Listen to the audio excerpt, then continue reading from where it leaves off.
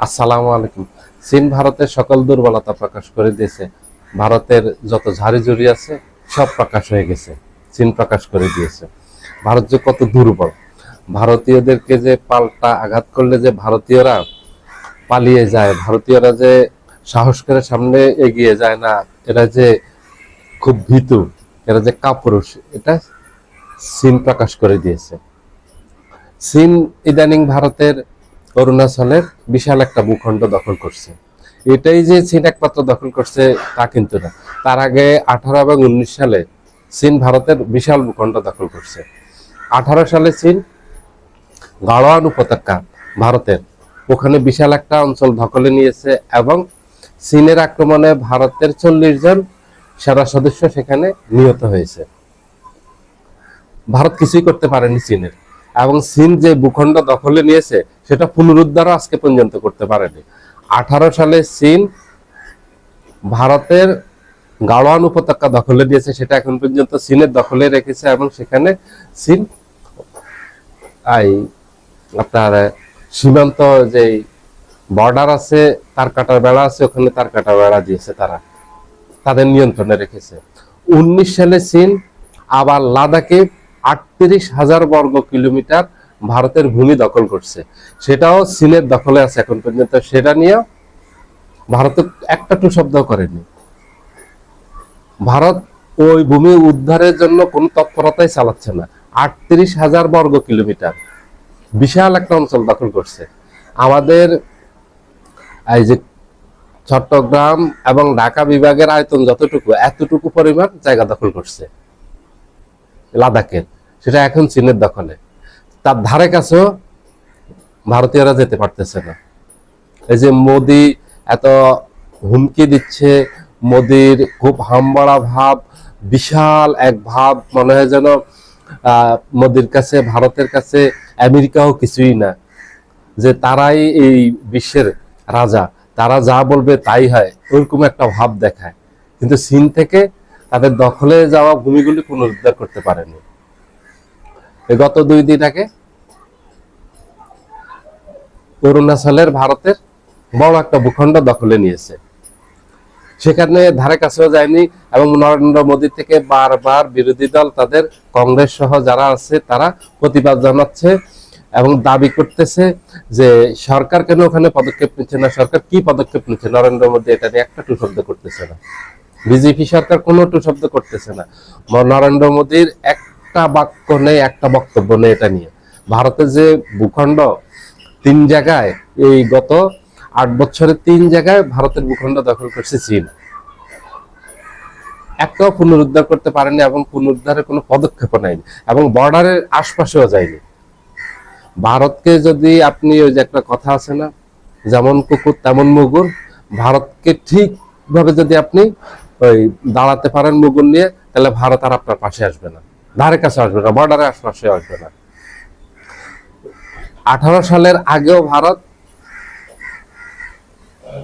চীন ভারতের বড় একটা ভূখণ্ড দখল করছে, ওটার নাম হলো আকসাই চীন।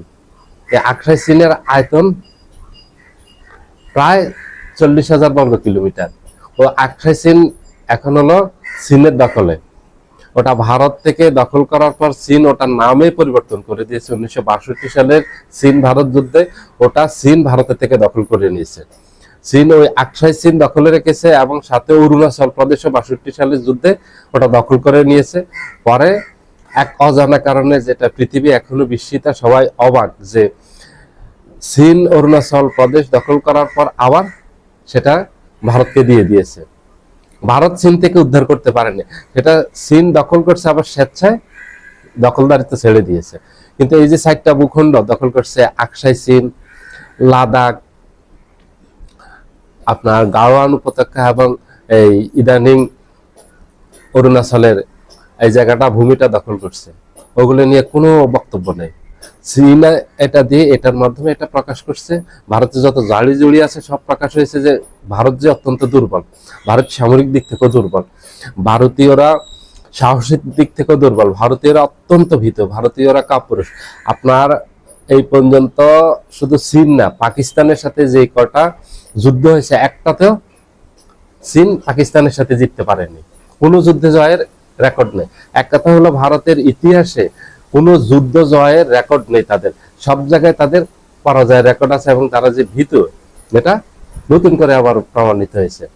এমনকি ভারত বাংলাদেশের সাথে বড়াইগ্রাম যুদ্ধে ভারতের প্রায় 400 বিএসএফ নিহত হয়েছে, বাংলাদেশের নিহত হয়েছে 6 জন, 400 সেখান থেকে পরাজিত হয়ে গেছে। বাংলাদেশের ভূখণ্ডে বিএসএফ এর লাশ রেখে চলে গেছে 2001 সালে বড়াইগ্রামে, যেটা হয় কুড়িগ্রামে, সেখান থেকে পালিয়ে গেছে, লাশ রেখে পালিয়ে গেছে। পরবর্তী সময় বাংলাদেশ সদয় আচরণ করছে ভারতের সাথে, লাশগুলি ফেরত দিয়েছে।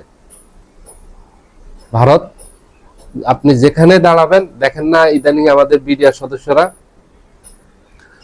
বর্ডারে যেভাবে দাঁড়াচ্ছে, বিএসএফ ভয়ে পালাচ্ছে ওখান থেকে। শুধু বিএসএফ না, ভারতীয় সেনাবাহিনীরও একই অবস্থা, ওরা খুব ভয় পায় আমাদের বিডিআর, আমাদের সেনাবাহিনীকে, কারণ ওরা জানে আমাদের সেনাবাহিনী খুব সাহসী, বিডিআর খুব সাহসী এবং খুব কৌশলী, এবং আমাদের এই সেনাবাহিনী বিডিআর কোনো ভীতু প্রকৃতির না, এদেরকে পরাজিত করতে পারবে না, এটা খুব ভালোভাবে তারা জানে। ভারতকে কঠোরভাবে জবাব দিবেন, ভারত বর্ডারের আশপাশে আসবে না। ভারত বর্ডারের আশপাশে আসতে কাপ কুলি ধরবে। গত 15 বছর ভারত এই সাহসগুলি পেয়েছে আমাদের বর্ডারে আসার, আমাদের ব্যক্তিগতভাবে আমাদের আভ্যন্তরীণ ব্যাপারে নাক গলানোর। এটা হলো শেখ হাসিনার দুর্বল নীতির কারণে। শেখ হাসিনা তো ভারতের সেবাদাসী ছিলেন, শেখ হাসিনার সাথে বাংলাদেশের জনগণের কোনো সম্পর্ক নেই, কারণ শেখ হাসিনা গত 16 বছর বাংলাদেশের জনগণের উপর জুলুম করেছে। যত ধরনের জুলুম করা যায়, যত অবিচার করা যায়, যত অত্যাচার করা যায়, যত নির্যাতন করা যায়, এই দেশের মানুষকে যত কষ্ট দেওয়া যায়, সব করছে শেখ হাসিনা। এটা একটা দেশের নাগরিক একটা দেশের মানুষের উপর এইভাবে প্রতিশোধ নিতে পারে না, এইভাবে শত্রুর সাথে যে আচরণ করে, ঠিক একই আচরণ শেখ হাসিনা বাংলাদেশের জনগণের সাথে গত 16 বছর করছে। এই দেশে হেন কোনো অপরাধ নেই, জঘন্যতম অপরাধ নেই, এই দেশে হেন কোনো জুলুম নেই, অবিচার নেই, যেটা শেখ হাসিনা গত 17 বছর বাংলাদেশের মানুষের সাথে করেনি। গুম খুন ক্রস ফায়ার দুর্নীতির কথা অনেকে বলবেন, এগুলি বাদ দিলেও, এগুলিকে যদি বাদও দেন, শেখ হাসিনা এই দেশের মানুষকে মানুষই মনে করতো না।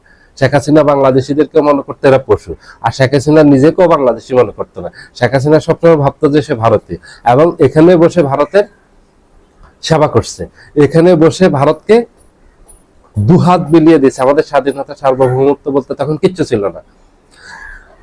14 সালের নির্বাচনে, জাতীয় পার্টির নির্বাচনে যাবে না, ভারতের পররাষ্ট্রমন্ত্রী সুজাতা সিং বাংলাদেশে এসে বলল যে যেতে হবে, এরশাদকে যেতে বাধ্য করছে নির্বাচনে যেতে। কত নির্লজ্জ হস্তক্ষেপ এটা! যদি আমাদের দেশে স্বাধীনতা সার্বভৌমত্ব থাকতো, অথবা শেখ হাসিনা যদি বাংলাদেশের প্রধানমন্ত্রী হতো, তাহলে এইটা করার সুযোগ পেত, অথবা অতীতে পেয়েছে। ভারত এইভাবে নাক গলানো, অথবা এই যে গত 2 বছর শেখ হাসিনা চলে গেছে, 2 বছর এই যে পার হয়ে যাচ্ছে, এখানে পারছে ভারতকে পাল্টা প্রতিবাদ করা হয়েছে কঠোরভাবে, কঠিনভাবে, এবং ভারতকে পাল্টা আক্রমণ করা হয়েছে। ভারত এখন একদম গর্তে ঢুকে গেছে বাংলাদেশের আভ্যন্তরীণ ব্যাপারে, এখন আর নাক গলাচ্ছে না, কারণ এটা আমাদের আভ্যন্তরীণ ব্যাপার, এটা আমাদের স্বাধীন দেশ, আমাদের স্বাধীনতা সার্বভৌমত্ব সব বিকিয়ে দিচ্ছে শেখ হাসিনা। এখানে বসে এই সেবাদাসী দিল্লির সেবা করছে, এই দিল্লিকে সার্ভ করছে, দিল্লির এই গোলাম বাংলাদেশে আসে, বাংলাদেশের উপর এই জুলুম অত্যাচারগুলি করছে, গুম খুন ক্রস ফায়ার, বাংলাদেশ লুটে পুটে খাওয়া, স্বাধীনতা সার্বভৌমত্ব সব কিছু বিকিয়ে দেয়া, ভারতের হাতে তুলে দেয়া। 24 আগস্টের বিপ্লবের পর এই সেবাদাসী দিল্লিতে গিয়ে উঠছে, আর কোথাও আশ্রয় পায় নাই, আর কোথায় পাবেও না, কারণ এটা দিল্লির, এটা জন্ম দিল্লিতে, আসছে দিল্লি থেকে এবং চলেও গেছে দিল্লিতে।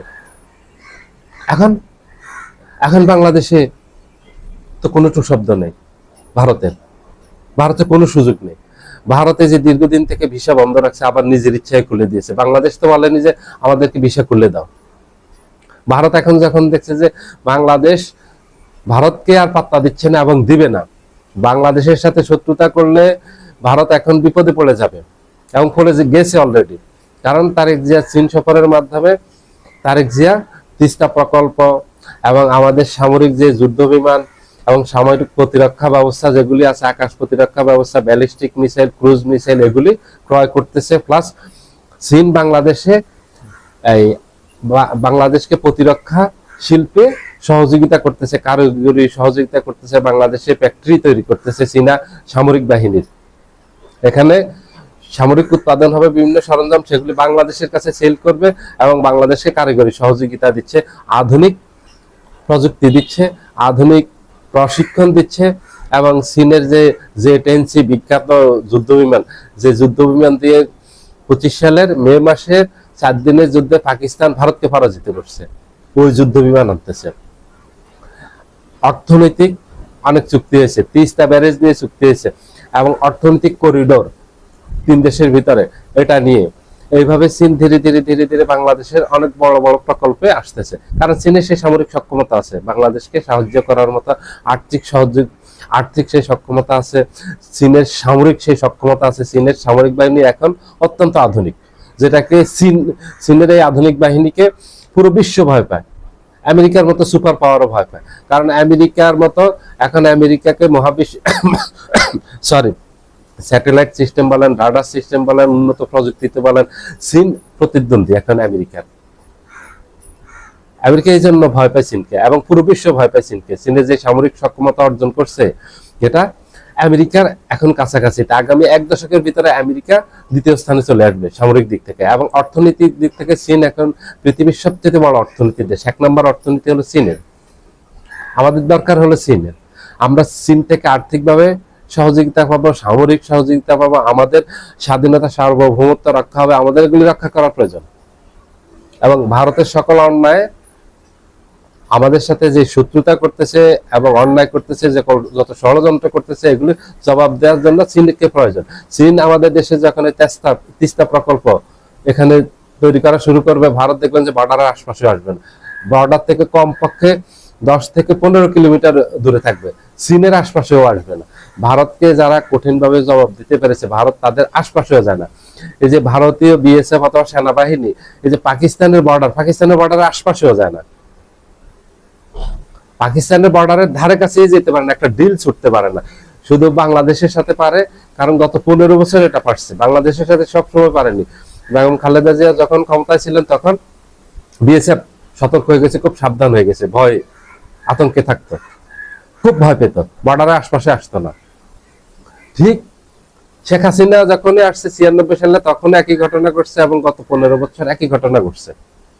তারা বাংলাদেশের আভ্যন্তরের ভিতরে ঢুকে যেত এবং বিডিআর এর প্রতিবাদ করার সাহস পেত না, কারণ শেখ হাসিনা থেকে নির্দেশ ছিল না ভারতীয় বাহিনীকে প্রতিবাদ করা, যে অন্যায়ভাবে বাংলাদেশের ভূখণ্ডে ঢুকে পড়তেছে, বর্ডারে হত্যা করতেছে এবং এই যে পুশিং করতেছে, এগুলি কোনো প্রতিবাদ ছিল না। কারণ শেখ হাসিনা যেই প্রতিবাদ করতো তার বিরুদ্ধে কঠিন শাস্তিমূলক ব্যবস্থা নিত, তাকে চাকরিচ্যুত শুধু করা না, তার অবসর ভাতা পর্যন্ত আটকে দিত। এখন সেটা নেই, কারণ ভারতের সেবাদাসী তো বাংলাদেশের সেবা করবে না, ও তো ভারতকে সেবা দেবে, ও দিছে ভারতকে সেবা। এখন আর তো ভারতের কোনো সেবাদাস বাংলাদেশে নেই, ভারতের কোনো ছাটুকার বাংলাদেশে নেই, ভারতের কোনো গোলাম বাংলাদেশে নেই।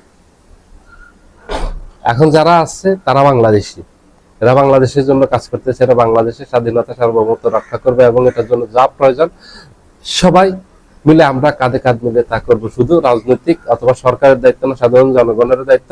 দেখেন না, বর্ডারে এখন সবাই মিলে একসাথে কাঁধে কাঁধ মিলিয়ে বিএসএফ কে মোকাবিলা করতেছে। এখন সব পুশিং বন্ধ হয়ে গেছে, এখন আর পুশিংয়ের কোনো খবর নেই, কারণ যখন বর্ডারে এই বিএসএফ কঠিন ভাবে প্রতিরোধ করা হয়েছে, তখন আর তারা এই সাহস করেনি, বন্ধ হয়ে গেছে। এভাবে ভারতের সব দিক বন্ধ হয়ে যাবে, ভারত বাংলাদেশের সাথেও পারবে না। বাংলাদেশ এখন যে কঠোর অবস্থানে আছে, আমাদের সরকার, তারেক জিয়া সরকার যেভাবে কঠোর অবস্থান নিয়েছে এবং আমাদের বিডিআর সেনাবাহিনী যে অবস্থান নিয়েছে, জনগণ যে অবস্থান নিয়েছে, এই অবস্থানের বিপরীতে ভারতীয়দের সেই সাহসটায় দাঁড়ানো, ভারতীয় কোনোদিন দাঁড়াতে পারবে না। ভারত মালদ্বীপের মতো একটা রাষ্ট্রের সাথে দাঁড়াতে পারেনি। মালদ্বীপে ভারতের 85 জন সেনা ছিল, সেই 85 জন সেনাকে প্রত্যাহার করতে বাধ্য হয়েছে ভারত সেখান থেকে। মুজ্জু সরকার, এই যে বর্তমান মালদ্বীপের সরকারের প্রধান প্রেসিডেন্ট হলো মুজ্জু ঘোষণায় দিয়েছেন যে 85 জন সৈন্য তার ভূখণ্ডে আছে, এটা ভারত ফেরত নিতে হবে। ভারত নিতে হয়েছে, ভারত কারোর সাথে পারে না, ভারতের বিজয়ের কোনো রেকর্ড নাই, ভারতের জারিজুরি সব প্রকাশ হয়ে গেছে। এগুলি চীন শুধু প্রকাশ করেনি, এগুলি পাকিস্তানও প্রকাশ করে দিয়েছে, আমাদের সাথে এখন প্রকাশিত হচ্ছে। গত 2 বছরে ভারত বাংলাদেশের সাথে যত ষড়যন্ত্র করছে, করে টিকতে পারেনি। যত বাংলাদেশে ক্ষতি করার চেষ্টা করছে পারেনি, যত ধরনের অন্যায় করার চেষ্টা করছে পারেনি, কারণ আমাদের পাল্টা আমরা পুরো জাতি এক হয়ে তাদেরকে প্রতিরোধ করছে এবং আমাদের প্রতিরোধের মুখে তারা পালিয়ে যেতে বাধ্য হয়েছে। আর আমাদের বর্ডারের আশপাশে আসেনি এবং কোনোদিন আসবে না। ভারতের জন্য হয়েছে যেমন কুকুর তেমন মতো। যদি শক্ত প্রতিরোধ করেন, ভারত আপনার সামনে আসবেন। ভারতীয়দের ওই সাহস নেই, ভারতীয়দের খুব ভীত। সবাই ভালো থাকবেন, আল্লাহ হাফেজ।